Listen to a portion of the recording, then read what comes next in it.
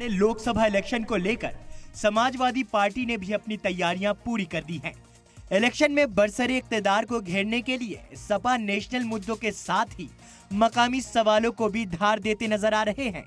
Samajwadi party 2024 के Lok Sabha election में तंजीम की जमीन को मजबूत करने के साथ ही बीजेपी सरकार की जमीन कमजोर करने की हर उम्मीद पर काम कर रही है। तशहीर फुल एक्शन के साथ हो और सवाल सरकार को परेशान करने वाले हो, सपा इसी पॉलिसी पर काम कर रही है। प्रयागराज दौरे पर पहुंचे अखिलेश बीजेपी के खिलाफ जारहाना नजर आए। अखिलेश ने बीजेपी के खिलाफ जमकर हमला बोला, कहा 400 पार की बात करने वालों को हराएंगे, इंडिया इत्तेहाद एनडीए को हराएगा। जो लोग 40 या 400 पार की बात कर रहे हैं, ये इंडिया गठबंधन और पीडीए परिवार मिलकर के इन्हें 400 पर हराने का काम करेगा। अखिलेश ने प्रयागराज में भी पीडीए का नारा बुलंद किया, कहा पीडीए की पॉलिसी ही बीजेपी के खिलाफ हथियार साबित होगी। इंडिया गठबंधन के साथ जो पीडीए परिवार जुड़ा है,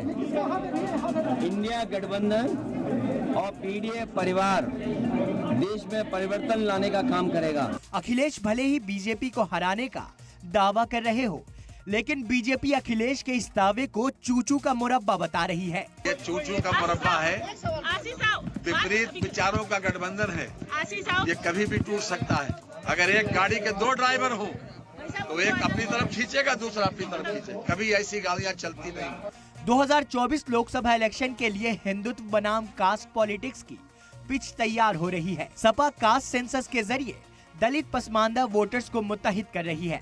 इस तबके से यूपी में अकेले 45% वोटर्स आते हैं।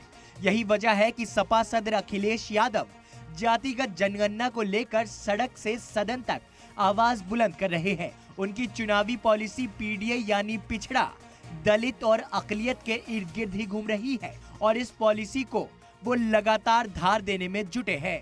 ब्यूरो रिपोर्ट, सलाम टीवी।